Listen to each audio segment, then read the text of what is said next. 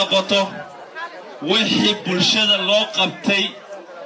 oo xafiiskayga MPga iyo CDF-ta waa ogtiin waxyaalo badan aan qaban xagga tacliinta ilmaha akhrisanayeen Garissa Teachers Training College 157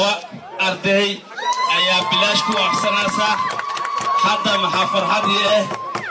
gurubka ugu horeyso inaan soo qalin jabinayaan bisha 9 farxad baa ii tahay tolkeyga inaan garab istaago tolkeyga inaan ka qabto aan tacliinta ka dhiso taas farxad baa ii tahay qalin jabiskaasna markii la gaaro kulli ardayda iyo waalidiinta iyo beesha Soomaaliyeed wixii aan qabtay ayaga indhahooda ku arki doona midda kale maxaa farxad ii tahay inaan tacliinta barka iskuulka secondary schoolka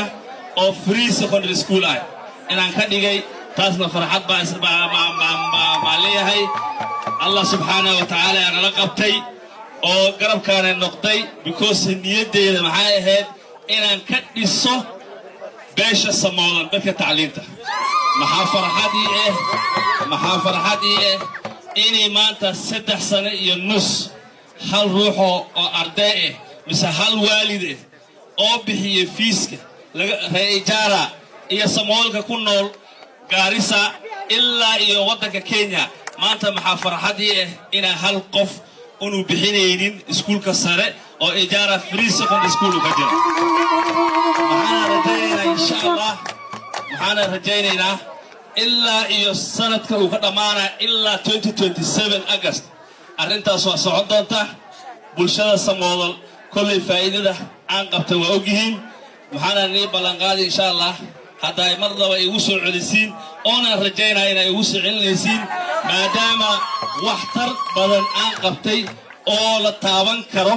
waxaan aaminsanahay inay maaragtay oo igu soo celin doontiin programkaasna uu sii soconi inta aan office ku jiro insha Allah inta nool yahay midda kale inaan ka hadlo haddaan rabtid gawara walaalkayna bishaar gabana uu taagan yahay oo wixii lagu garab istaag karo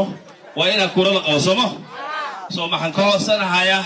bulshada Soomaaliyeed dalka iyo dibadda ku nool in kuuraha laga faa'iideysto kuurahana la jarto markii kuura aad qabto markaas codkaada dhiiban kartaa soo maxaan ka codsanayaa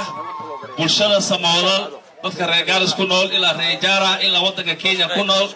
ina kuura badan qaadatiin sifatiradaana aan wax u tarno meesha ku naso dad mas'uuliin oo 2 isbuuc joogeen meesha oo qof u taagan gabana u taagan oo Soomaaliyeed oo ogtiin hadallo ku hadlay uu dhahay kuuraha reejara yaa la geeyay oo nin gabana u taagan banaanay iyo balambala boodaaye ijara lagdheera iyo dhaadhaab abalatiro sinay sama gabana sama ka soo dhaco kuliis